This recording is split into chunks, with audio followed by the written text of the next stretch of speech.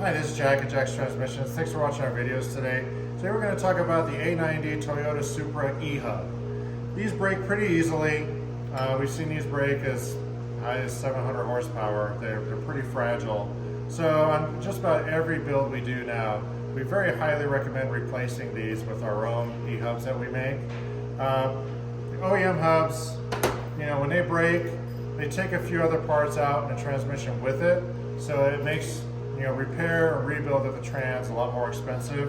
So while we're in there, we very highly recommend you upgrade to our E Hub. Now on the aftermarket out there, billet E Hubs that people make, they pretty much copied a flawed OEM design. The OEM design has a lot of wasted space here that could be utilized for more frictions and steels and better frictions and steels. OEM, you have to put a steel down and then a friction on top of it, because the way these work is the more frictions and steels you add, the more torque capability these have as well.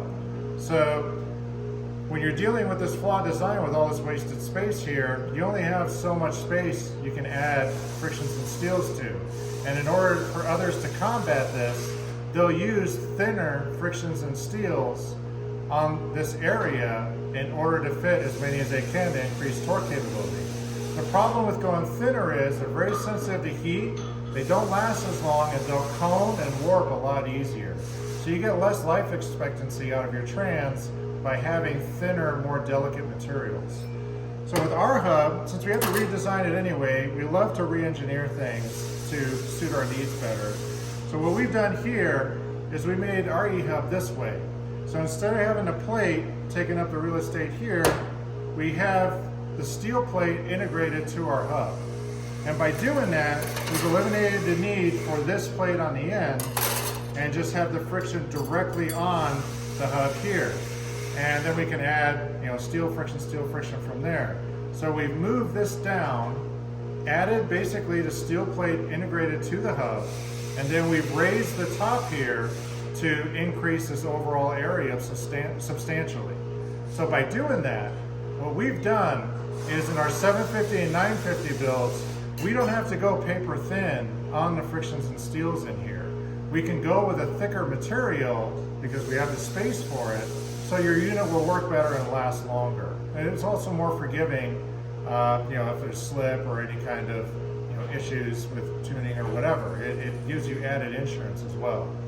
So another nice thing about this is it gives us the clearance to actually open things up a little bit as well to give you a smoother shift. Built transmissions for these cars can be pretty jerky, they can be very harsh.